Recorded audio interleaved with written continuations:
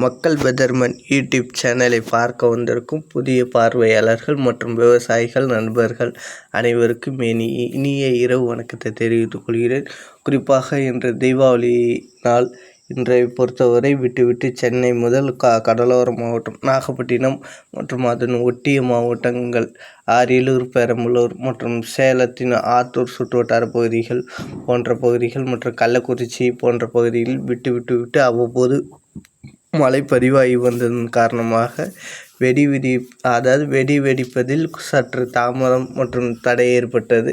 மற்றும் தற்போது இடைவெளி கிடைக்கும். இந்த இடைவெளியை பயன்படுத்தி வெடிகளை வெடித்து கொள்ளுமாறு அன்புடன் கேட்டுக்கொள்கிறேன். மற்றும் மீண்டும் இரவு நேரத்தில் மழையானது தீவிரமாக இருக்கக்கூடும். குறிப்பாக சென்னை, செங்கல்பட்டு, விழுப்புரம், புதுச்சேரி, கடலூர் மற்றும் மயிலாடுதுறை, தஞ்சாவூர், திருவாரூர், நாகப்பட்டினம், புதுக்கோட்டை, ராமநாதபுரம், தூத்துக்குடி, திருநெல்வேலி, கன்னியாகுமரி கடலோர மாவட்டங்கள் ஃபுல்லும் மிதமான மழை முதல் சற்றே கனமழையும் ஆங்காங்கே கனமழையும் ஒரு சில இடங்களில் மற்றும் ஒரு சில இடங்கள் கூட வராது சொல்கிறேன். இருந்தாலும் ஒரு சில இடத்திற்கு மிக கனமழைக்கு வாய்ப்புள்ளது என்பதையும் தெரிவித்துக் கொள்கிறேன். குறிப்பாக எங்கெங்கே மழைப்பொழிவு இருக்குன்னு பார்த்தா செங்கல்பட்டு மாவட்டம், குறிப்பாக காட்டாங்குளத்தூர் சிங்கப்பெருமாள் கோயில் மற்றும் கருங்குயில் மற்றும் குறிப்பாக சொல்லப்போனால் திருக்கலைக்குன்றம் மற்றும் கல்பாக்கம் அதன் சுற்றுவட்டார பகுதிகள் மற்றும் மகாபலிபுரம் சுற்றுவட்டார பகுதியில் கனமழைக்கு வாய்ப்புள்ளது என்பதையும் தெரிவித்துக்கொள்கிறேன். மற்றும் சென்னையை பொறுத்தவரை சென்னையில் பரவலாக இந்த மணலி, அம்பத்தூர் மற்றும் மேடவாக்கம் மற்றும் மாநகரம் சுற்றுவட்டார பகுதிகள் அனைத்தும் சாரல் முதல் மிதமான மழையும் ஒரு சில இடங்களில் கனமழையானது இருக்கக்கூடும் என்பதையும் தெரிவித்துக்கொள்கிறேன். இதற்கு அடுத்தபடியாக காஞ்சிபுரம் மாவட்டம் மதுரமங்கலம் மற்றும் வந்தவாசி, உத்திரமேலூர் மற்றும் ஊத்துக்குளி, வாஜராப்பேட்டை, ஸ்ரீபெரும்புதூர் சுற்றுவட்டார பகுதிகளுக்கெல்லாம் கனமழையானது இரவு நேரங்களில் இருக்கக்கூடும் என்பதையும் தெரிவித்துக்கொள்கிறேன். மற்றும் விழுப்புரம் மாவட்டம் மரக்காணம், செஞ்சி மற்றும் நடுவுப்பற்று, பிரம்மதேசம், மயிலம் சுற்றுவட்டார பகுதிகள் மற்றும் விக்கிரவாண்டி சுற்றுவட்டார பகுதியில் சாரல் முதல் மிதமான மழையும் ஒரு சில நேரத்தில் சற்றே கனமழையானது இருக்கக்கூடும் என்பதையும் தெரிவித்துக்கொள்கிறேன். இதற்கு அடுத்தபடியாக புதுச்சேரி மாநிலத்தில் வங்கக்கடலில் உருவாகி வரும் மேகம் மற்றும் உருவாகி வரும் மலை மேகங்கள் ஃபுல்லும் அனைத்தும் புதுச்சேரியில் மிதமான மழை முதல் சற்றே கனமழைக்கு வாய்ப்புள்ளது. ஒரு சில இடங்களுக்கு கனமழை முதல் மிக கனமழைக்கு வாய்ப்புள்ளது என்பதையும் தெரிவித்துக்கொள்ள, பெரிய அளவு மிக கனமழைக்கு வாய்ப்பு இருக்காது, கனமழை மட்டுமே இருக்கக்கூடும் என்பதையும் தெரிவித்துக்கொள்ளேன். இதற்கு அடுத்தபடியாக கடலூர் மாவட்டம், குறிப்பாக கடலூர் மாவட்டம் விருத்தாச்சலம் மற்றும் பண்ருட்டி மற்றும் அதன் சுற்றுவட்டார பகுதிகள் மற்றும் இதற்கு அடுத்தபடியாக குறிப்பாக சொல்லப்போனால் சிதம்பரம் சுற்றுவட்டார பகுதியில், பரங்கிப்பேட்டை சுற்றுவட்டார பகுதியில் மற்றும் விருத்தாச்சலம், தொழுதூர், திட்டக்குடி, லப்பக்குடி சுற்றுவட்டார பகுதியில் கனமழைக்கு வாய்ப்புள்ளது என்பதையும் தெரிவித்துக்கொள்கிறேன்.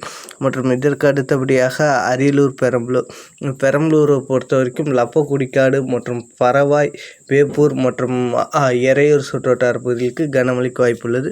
மற்றும் பெரம்பலூர் மாநகரம் சுற்றுவட்டார பகுதிகள் மற்றும் ஆத்தூர் ஒட்டிய பகுதிகள், பெரம்பலூர் எல்லை பகுதியில் கனமழைக்கு வாய்ப்புள்ளது. மற்றும் அரியலூர் மாவட்டத்தில் பரவலாகவே சாரல் முதல் மிதமான மழையும் ஒரு சில இடத்திற்கு கனமழையும் இருக்கக்கூடும்.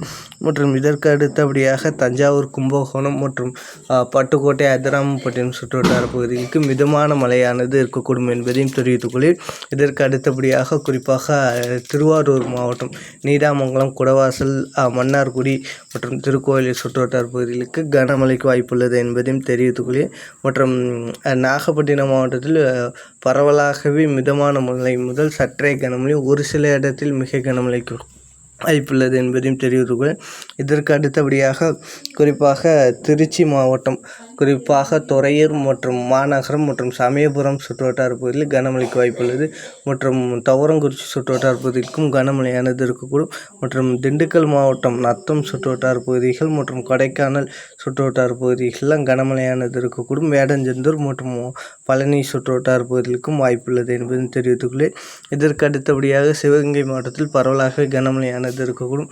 ராமநாதபுரம் மாவட்டத்தில் பரவலாக கனமழை முதல் ஒரு சில இடங்களுக்கு வேணால் மிதமான அதாவது மிக கனமழைக்கு வாய்ப்புள்ளது என்பதையும் தெரிவித்துக்கொள். மற்றும் தூத்துக்குடி மாவட்டம் விளாத்திக்குளம் மற்றும் கோவில்பட்டி, திருச்செந்தூர் சுற்றுவட்டார பகுதியில் சாரல் முதல் மிதமான மழையும் ஒரு சில இடத்திற்கு கனமழைக்கு வாய்ப்புள்ளது.